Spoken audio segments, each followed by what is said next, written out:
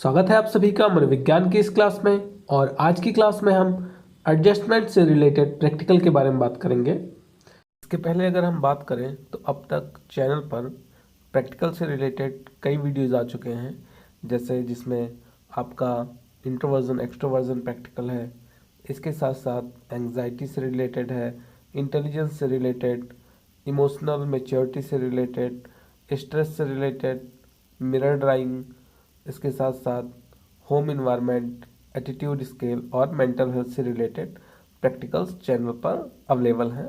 आप वहां पर जाकर उसको आसानी से देख सकते हैं। समायोजन के मापन की बात करेंगे और उसमें यह देखेंगे हम कैसे समायोजन को मेज़र कर सकते हैं, कैसे उसको माप सकते हैं, और इसके साथ साथ हम मापने के बाद कैसे उसको बेटर बना सकते हैं। जैसे अगर मान लीजिए कि आपके समायोजन का जो स्तर आता है वो कम आता है, आप दूसरों के साथ समायोजन जल्दी से नहीं कर पाते हैं, तो उसको आप कैसे बेटर बना सकते हैं, इसके बारे में भी हम यहाँ पर बात करेंगे। तो समायोजन के मापन के लिए हम यहाँ पर द एडजस्टमेंट इन्वेंट्री का यूज़ करेंगे, जो कि डॉक्टर तरेश भाटिया के द्वारा बनाया गया है और इसका प्रकाशन किया गया है प्रखर psychological testing and research centre के द्वारा। और यहाँ पर इस वीडियो में इस क्वेश्चनायर का यूज़ मनोविज्ञान के जो स्टूडेंट्स हैं उनको एडजस्टमेंट के बारे में, एडजस्टमेंट को हम कैसे मेजर कर सकते हैं उसके बारे में जानकारी प्रदान करना है।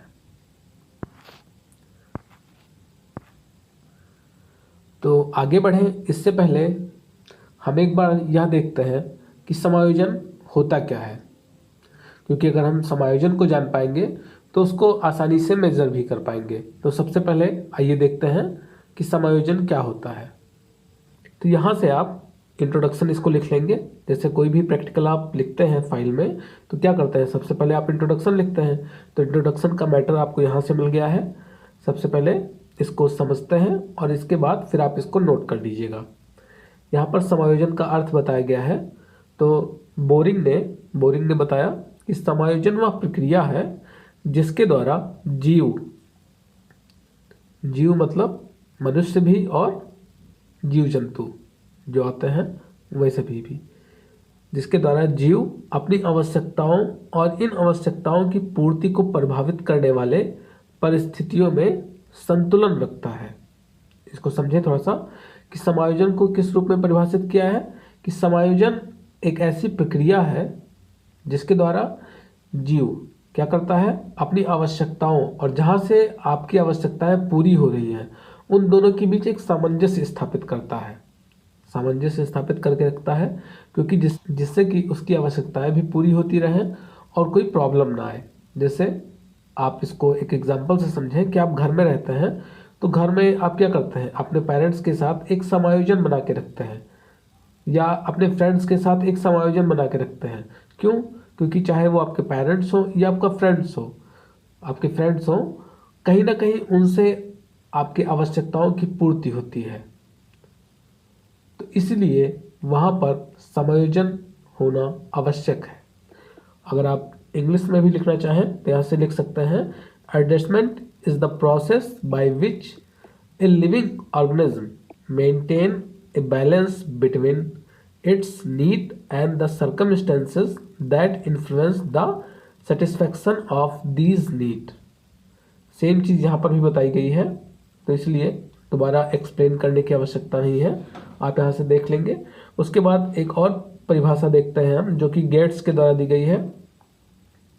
इन्होंने बताया कि समायोजन निरंतर चलने वाली प्रक्रिया है जिसके द्वारा व्यक्ति अपने और अपने वातावरण के बीच संतुलन स्थापित करने के लिए अपने व्यवहार में परिवर्तन करता है। क्या बताया कि समायोजन एक लॉन्ग टर्म में चलने वाली प्रक्रिया है, निरंतर चलती रहती है, क्योंकि आप जब से पैदा हुए हैं, जब से आप जानने लायक हुए हैं, तब से आप कहीं ना कहीं इस प्रक्रिया से होकर गुजर रहे हैं, कहीं ना कहीं एडजस्टमेंट कर रहे हैं, और जहाँ पर आप एडजस्ट नहीं हो पाते हैं वहाँ पर फिर प्रॉब्लम्स स्टार्ट हो जाती हैं, चाहे वो आपका स्कूल हो, चाहे फैमिली हो, चाहे रिलेशंस हो। तो इसीलिए जो आपका इन्वायरमेंट है उस इन्वायरमेंट के साथ आपका एक संतुलन वाली स्थिति बनाए रखना आवश्यक है, और इसके लिए कई बार हमें अपने व्यवहार में चेंज भी करना पड़ता है। जैसे मान लीजिए कि आप हॉस्टल में गए रहने, आपकी एडमिशन हो गया है अच्छी जगह पर और उसके लिए आपको हॉस्टल में रहना पड़ेगा। अब हॉस्टल में आपको कई सारी प्रॉब्लम्स आ रही हैं क्योंकि हॉस्टल में घर का खाना नहीं मिलेगा आपको, और इसके साथ साथ और भी कई प्रॉब्लम्स आती हैं वहाँ पर। तो क्या होता है कि स्टार्टिंग में आपको प्रॉब्लम्स होती है, आप उनसे एडजस्टमेंट नहीं कर पाते हैं। लेकिन अगर आपको अपनी आवश्यकताओं की पूर्ति करनी है, आपकी आवश्यकता क्या है कि आपको वहाँ पर रहकर एजुकेशन पाना है, अच्छी जगह से पढ़ाई करनी है, तो आपको कहीं ना कहीं अपने बिहेवियर में चेंज करना पड़ेगा। और उस बिहेवियर में चेंज लाकर आप उस इन्वायरमेंट से अपने आप को एडजस्ट कर लेते हैं, उस इन्वायरमेंट में एडजस्ट कर लेते हैं, समायोजन स्थापित कर लेते हैं उस परिस्थिति के अनुसार। तो समझ में आ गया समायोजन का कॉन्सेप्ट। अब यहाँ पर कुछ निर्धारक बताए गए हैं जो कि समायोजन को प्रभावित करते हैं। जैसे पर्सन का जो आकांक्षा स्तर है, इसके साथ साथ सामाजिक आर्थिक स्थिति, शहरी एवं ग्रामीण जीवन, चिंता, कुंठा, संवेगात्मक, पारिवारिक वातावरण, विद्यालय का वातावरण, बुद्धि और जेंडर या सेक्स, ये सभी चीज़ें समायोजन को प्रभावित करती हैं। कैसे? मान लीजिए कि कोई पर्सन है, वो ग्रामीण एरिया में रहता है, गांव में रहता है, और अचानक उसको शहर में रहना पड़ जाए तो थोड़ा सा एडजस्टमेंट में उसकी प्रॉब्लम आ जाती है। या कई बार परिवार में बहुत ज़्यादा कलह होने लगे, प्रॉब्लम्स आ जाए, तो उसकी वजह से भी एडजस्टमेंट में प्रॉब्लम आ जाती है। या आपको लगातार स्कूल चेंज करना पड़ रहा हो, मान लीजिए आपके पेरेंट्स किसी ऐसी जॉब में है जहाँ पर उनका ट्रांसफ़र होता हो, बार बार ट्रांसफ़र होता रहे, तो क्या होगा कि आपको स्कूल चेंज करने पड़ेंगे और नए स्कूल में जाना, वहाँ के इन्वायरमेंट में अपने आप को एडजस्ट करना, ये भी एक प्रॉब्लम वाली बात है। तो ये सभी चीज़ें हैं जो एक पर्सन के एडजस्टमेंट को डिटरमाइन करती हैं, उनको कहीं ना कहीं प्रभावित करती हैं। अब थोड़ा सा हम बात कर लेते हैं इस क्वेश्चनर के बारे में, इन्वेंट्री के बारे में। जो इन्वेंट्री है, जैसा कि मैंने बताया आपको कि यह बनाया गया है डॉक्टर तारीस भाटिया के द्वारा, और इस इन्वेंट्री में टोटल 50 पद हैं, टोटल 50 आइटम्स हैं। इनके द्वारा हमें जो एडजस्टमेंट के 5 एरियाज़ हैं उनके बारे में जानकारी प्राप्त होगी। आइए देखते हैं कि वो 5 एरियाज़ कौन से हैं। होम, मतलब आपके होम इन्वायरमेंट से आपका एडजस्टमेंट कैसा है उसके बारे में। इसके साथ साथ आपका एजुकेशनल एडजस्टमेंट कैसा है, सोशल एडजस्टमेंट कैसा है, इमोशनल एडजस्टमेंट कैसा है, और इसके साथ साथ आपका हेल्थ एडजस्टमेंट कैसा है। इन सभी के बारे में इस इन्वेंट्री के द्वारा जानकारी प्राप्त होगी। तो ये सभी चीज़ें हो गई आपके इंट्रोडक्शन के लिए। अब चलिए हम चलते हैं वापस क्वेश्चनर पर। सबसे पहले आप यहाँ पर जो निर्देश दिया गया है, जो इंस्ट्रक्शन दिए गए हैं, उसको देखेंगे। सिंपल इंस्ट्रक्शन है। यहाँ पर बताया गया है कि आपके सामने कुछ प्रश्न हैं और उन प्रश्नों के 2 विकल्प हैं। उन दोनों विकल्प में से हाँ या नहीं में से जो भी आपको सही लग रहा है अपने अनुभव के आधार पर, उसके सामने आप सही का टिक करेंगे। तो चलिए अब चलते हैं हम क्वेश्चंस पर। उससे पहले यहाँ पर कुछ डिटेल्स मांगे गए हैं, उनको भी आप फिल कर देंगे। जैसे क्लास हो गया, एज हो गया, जेंडर हो गया, और इसके साथ साथ आप किस कॉलेज में हैं वो हो गया। अब यहाँ पर देखें, यहाँ से एकांश दिए गए हैं। आप सोच रहे होंगे कि एकांश के सामने जैसे नंबर 1 A 2 B 3 C ऐसा क्यों है। तो आपने अभी जो 5 एरियाज़ देखे थे ये उनसे रिलेटेड है। तो यहाँ पर सबसे पहले एक बार मैं सभी एरियाज से रिलेटेड एक एक क्वेश्चंस को ले लूँगा। 5 एरिया है, 5 से रिलेटेड एक एक क्वेश्चंस को ले लेंगे। उसके बाद फिर मैं अल्टरनेट क्वेश्चंस को लूँगा, क्योंकि अगर सभी क्वेश्चंस को हम समझने की कोशिश करेंगे तो वीडियो काफ़ी लंबा हो जाएगा। तो पहले एरिया से रिलेटेड क्वेश्चन है, क्या आप मित्रों को अपने घर बुलाने में हिचक का अनुभव करते हैं। मतलब आपको अपने फ्रेंड्स को घर पे बुलाने में हेजिटेशन होता है। अगर हाँ तो आप हाँ पर टिक करेंगे। ऐसा कुछ भी नहीं है, आप आसानी से अपने फ्रेंड्स को घर पर बुला लेते हैं, तो आप नहीं पर टिक करेंगे। दूसरा आपके एजुकेशन से रिलेटेड है, क्या आप पढ़ाई में मन नहीं लगा पाते हैं। अगर आप पढ़ाई में मन नहीं लगा पाते हैं तो आप हाँ पर टिक करेंगे, और ऐसा कुछ नहीं है आपका पढ़ाई में अच्छा मन लगता है तो आप नहीं पर टिक करेंगे। थर्ड क्वेश्चन, क्या कक्षा में किसी प्रश्न का उत्तर मालूम होने पर भी उत्तर देने में आपको संकोच का अनुभव होता है? मतलब आपको क्वेश्चंस का आंसर आता है फिर भी आप चुपचाप बैठे रहते हैं, टीचर पूछता है तो भी आप आंसर नहीं करते हैं। अगर ऐसा आपके साथ है तो आप हाँ पर टिक करेंगे, ऐसा नहीं है तो आप नहीं पर टिक करेंगे। देन क्वेश्चन नंबर 4, क्या अक्सर आप तनावग्रस्त रहते हैं? आपको ज़्यादातर टाइम टेंशन रहता है, तनाव में रहते हैं आप? अगर रहते हैं तो आप हाँ पर टिक करेंगे, नहीं रहते हैं तो नहीं पर टिक करेंगे। और पांचवा है, क्या आप अक्सर बीमार रहते हैं?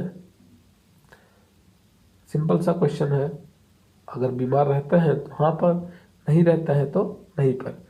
इसी प्रकार आप सभी क्वेश्चंस के आंसर यहाँ पर कर लेंगे, कोई भी ज़्यादा टफ नहीं है, आराम से आप सभी के आंसर दे सकते हैं। जैसे यहाँ पर 12वां क्वेश्चन देखते हैं, क्या आप ऐसा सोचते हैं कि आपकी पढ़ाई पूरी हो पाएगी या अथवा नहीं?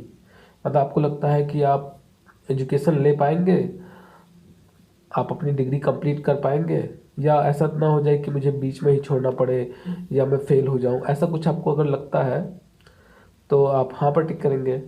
ऐसा कुछ भी नहीं लगता आपको तो आप नहीं पर टिक करेंगे।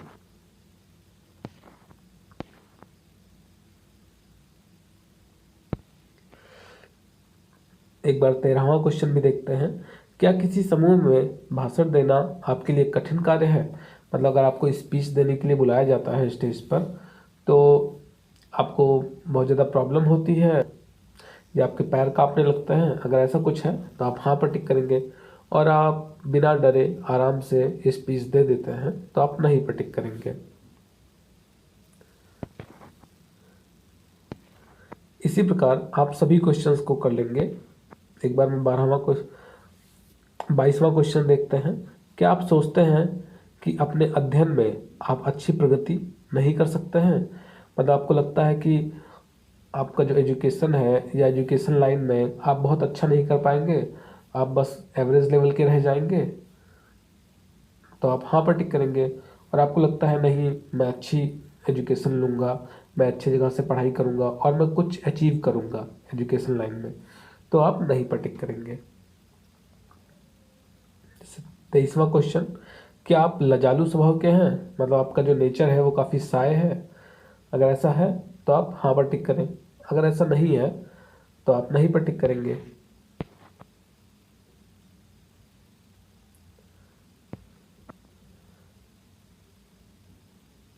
इसी प्रकार आप बाकी क्वेश्चंस के भी आंसर देंगे।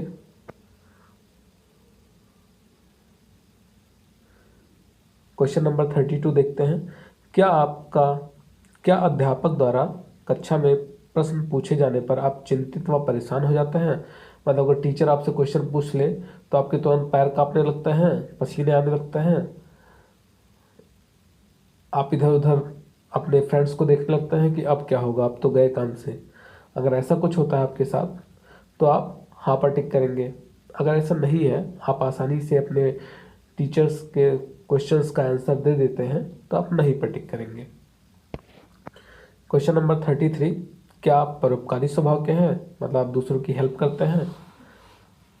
अगर करते हैं तो हाँ पर टिक करेंगे, अगर नहीं करते हैं तो नहीं पर टिक करेंगे। क्वेश्चन नंबर 34 भी देखते हैं एक बार, क्या आपको अंधेरे व एकांत में जाने पर डर लगता है?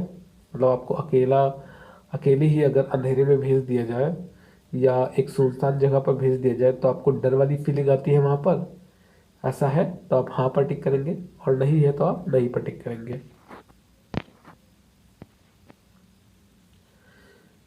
क्वेश्चन नंबर 36 देखते हैं, क्या आर्थिक परेशानी के कारण आपको अपने घर का माहौल अच्छा नहीं लगता? मतलब आपके घर में थोड़ी सी फाइनेंशियल प्रॉब्लम्स हैं और उसकी वजह से आपको अपने घर में रहना अच्छा नहीं लगता? अगर ऐसा है तो आप हाँ पर टिक करेंगे, नहीं है तो फिर आप नहीं पर टिक करेंगे।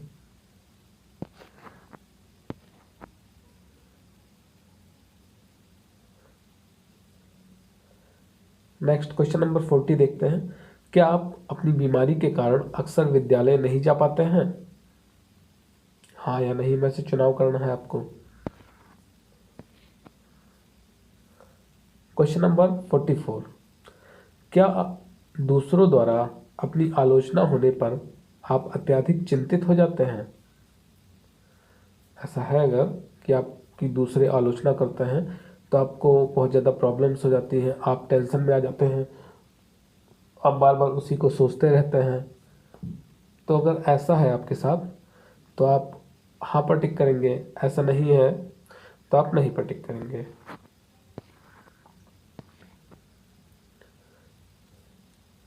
क्वेश्चन नंबर 48, क्या आप एकांत में रहना पसंद करते हैं? हाँ या नहीं में से आपको जवाब देना है। और लास्ट क्वेश्चन देखते हैं, क्या आपको प्रायः कमजोरी व चक्कर आते हैं? मतलब आपको ऐसा लगता है कि आप बहुत ज़्यादा वीक हैं और आप चलते हैं तो आपको चक्कर आते हैं। अगर ऐसा कुछ है तो आप हाँ पर टिक करेंगे, और अगर ऐसा नहीं है तो आप नहीं पर टिक करेंगे। तो इस तरीके से ये क्वेश्चनर यहाँ पर कंप्लीट हो गया। आप इसको फिल कर लेंगे। अगर आपके पास ये क्वेश्चनर नहीं है तो मैं यहाँ पर आपको दिखा देता हूँ, इसको स्क्रीनशॉट ले लीजिएगा और फिल कर लीजिएगा।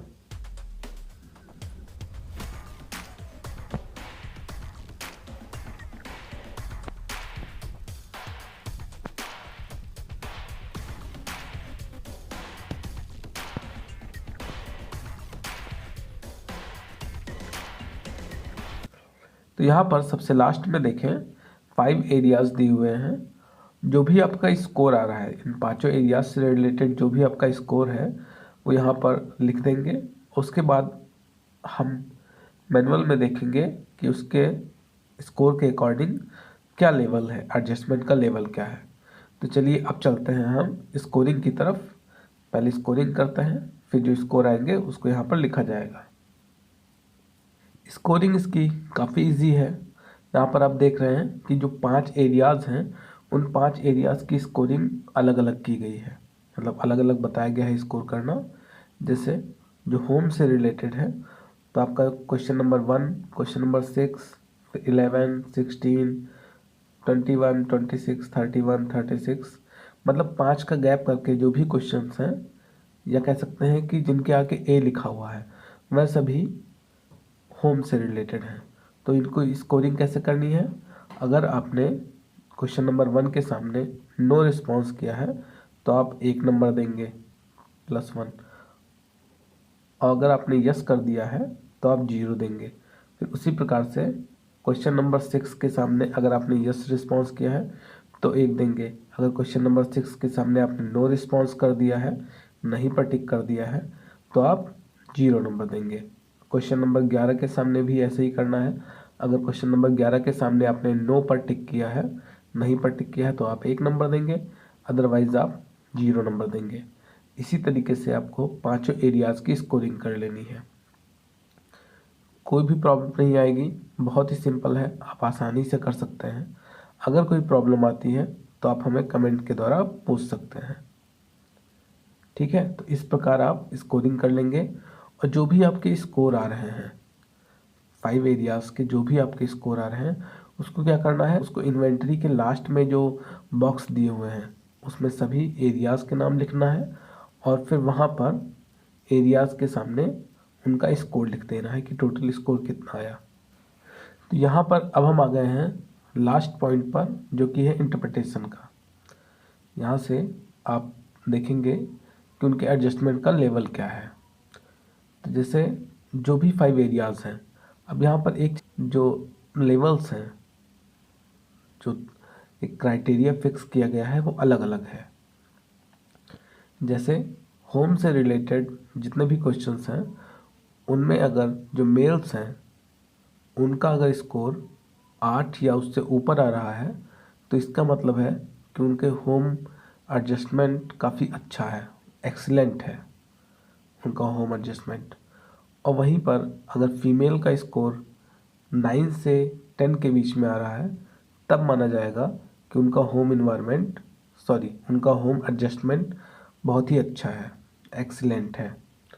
इसके साथ साथ अगर फीमेल का स्कोर 8 आ रहा है तो इसका मतलब कि उनका जो होम एडजस्टमेंट है वो गुड है, अच्छा है। मेल का स्कोर अगर 6 से 7 के बीच में भी आ रहा है तो इसका मतलब है कि उनका होम एडजस्टमेंट मतलब अपने परिवार के साथ जो उनका सामंजस्य है वो काफ़ी अच्छा है, गुड है। इसी प्रकार आगे भी है कि मान लीजिए मेल्स का 4 से 5 के बीच में आ रहा है तो यानी उनका अपने घर के साथ जो सामंजस्य है, होम एडजस्टमेंट है, वो एवरेज लेवल का है। या वहीं पर फीमेल का अगर 6 से 7 के बीच में आ रहा है तो एवरेज माना जाएगा। मेल का अगर 2 से 3 के बीच में आ रहा है, 2 से 3 के बीच में अगर स्कोर आ रहा है तो यानी अनसेटिस्फैक्ट्री है, यानी कह सकते हैं कि असंतोषजनक है। उनका जो अपने घर के साथ, अपने होम के साथ जो एडजस्टमेंट है वह असंतोषजनक है। और अगर 0 या 1 आता है तो इसका मतलब है कि बहुत ही ज़्यादा असंतोषजनक है। किसका? मेल्स का। वहीं पर फीमेल्स का अगर 4 से 5 के बीच में आता है तो असंतोषजनक माना जाएगा। और अगर 3 या 3 से नीचे स्कोर आता है तो इसका मतलब है कि उनका होम एडजस्टमेंट बहुत ही ज़्यादा बेकार है या बहुत ही ज़्यादा असंतोषजनक है। इसी प्रकार आप इन सभी का 5 एरियाज़ का आप लेवल निकाल लेंगे कि जो परीक्षार्थी है आपका वो इन 5 एरियाज़ में किस लेवल पर है, एडजस्टमेंट के किस लेवल पे है। उसका एडजस्टमेंट एक्सीलेंट है, गुड है, एवरेज है, अनसेटिस्फैक्ट्री है या वेरी अनसेटिस्फैक्ट्री है। जो भी है आप यहाँ से उसको देख लेंगे। इसके बाद अब बात आती है विवेचना की। एक चीज़ और ध्यान देंगे, यहाँ पर टोटल भी दिया गया है, नीचे देखें। टोटल स्कोर भी जहाँ पर आप नोट करेंगे तो टोटल स्कोर अगर 30 के ऊपर आता है मेल का तो इसका मतलब है कि उनका जो एडजस्टमेंट है 5 एरियाज़ को मिलाकर उनका जो संपूर्ण सामंजस्य है, समायोजन है, वह एक्सलेंट है, उत्कृष्ट है। इसके साथ साथ अगर मेल का स्कोर 23 से 29 के बीच में आ रहा है तो यानी उनका जो एडजस्टमेंट है वो गुड है। इसके साथ साथ 17 से 22 के बीच में है तो एवरेज है, औसत दर्जे का है। 7 से 16 के बीच में है तो अनसेटिस्फैक्ट्री है। और 0 से 6 के बीच में है तो वेरी अनसेटिस्फैक्ट्री है, यानी बहुत ही ज़्यादा असंतोषजनक है। इसी प्रकार फीमेल का भी देख लेंगे स्कोर आप। तो यहाँ पर आपके लेवल्स कंप्लीट हो गए। अब बात करते हैं हम विवेचना की, इंटरप्रिटेशन की बात करते हैं। तो इंटरप्रिटेशन कैसे करेंगे? आप क्या करेंगे कि उसमें लिखेंगे कि प्रस्तुत प्राप्तांकों के आधार पर प्रयोज्य के समायोजन का विवरण निम्नलिखित है। देन उसके बाद आप एक एक हेडिंग डालेंगे, जैसे होम का हेडिंग डाल दिया, परिवार का, और उसमें जो आपका रिजल्ट आया है, अगर एडजस्टमेंट बहुत ही अच्छा है तो आप लिखेंगे प्राप्त प्राप्तांकों के आधार पर यह कहा जा सकता है कि जो परीक्षार्थी है उसका अपने होम के साथ, अपने घर के साथ या परिवार के साथ जो एडजस्टमेंट है, समायोजन है, वो काफ़ी ज़्यादा अच्छा है, उत्कृष्ट है। एवरेज अगर है तो आप कहेंगे कि सामान्य समायोजन है। अगर अनसेटिस्फैक्ट्री आ रहा है या वेरी अनसेटिस्फैक्ट्री आ रहा है तो आप लिखेंगे उसमें कि प्रस्तुत प्राप्तांकों के आधार पर प्रयोज्य का अपने घर के साथ, अपने परिवार के साथ जो समायोजन है वो बहुत ही निम्न स्तर का है या असंतोषजनक है। इसी प्रकार आप एजुकेशन में भी लिख देंगे, दूसरा हेडिंग आप एजुकेशन का डालेंगे और उसमें ये चीज़ लिख देंगे कि उसका जो एजुकेशन के साथ, अपने शिक्षा के साथ जो सामंजस्य है, उसकी शिक्षा कैसी है, वो अपनी शिक्षा के साथ सामंजस्य बिठा के रख पा रहा है, अच्छी पढ़ाई कर पा रहा है या नहीं कर पा रहा है। जो भी चीज़ें आ रही हैं आप उसको लिख देंगे। फिर इमोशनल, कि अपने आप को इमोशनली एडजस्ट कर पाता है, अपने इमोशंस को वो संभाल पाता है। अगर वो संभाल पाता है तो आप एक्सीलेंट, गुड, एवरेज जो भी आपका स्कोर आ रहा है उसके अकॉर्डिंग आप उसकी भी विवेचना कर देंगे। इसके पहले सोशल आ रहा है, यानी समाज के साथ उसका समायोजन कैसा है, समाज में जो जिस समाज का वो सदस्य है उस समाज के साथ उसका सामंजस्य कैसा है, इसको भी आपका जो रिजल्ट आएगा उसके अकॉर्डिंग लिख देंगे। आप इसमें लिख सकते हैं कि सामाजिक क्षेत्र में परीक्षार्थी का जो प्राप्तांक रहा वह 3 से 4 के बीच में रहा है, जो कि यह दर्शाता है कि उसका जो अपने समाज के साथ सामंजस्य है वो असंतोषजनक है, और इसलिए यहाँ पर परीक्षार्थी को थोड़ा सा अपने ऊपर वर्क करने की ज़रूरत है, इस बारे में सोच विचार करने की ज़रूरत है कि वो कैसे उसको उन्नत बना सकता है। इसी प्रकार आप हेल्थ से रिलेटेड भी अपनी विवेचना लिख लेंगे। तो यह प्रैक्टिकल यहीं पर समाप्त होता है। अगर कोई क्वेश्चन है, कोई चीज़ ना समझ में आई है, तो आप हमें क्वेश्चन करके कमेंट में पूछ लीजिएगा। धन्यवाद।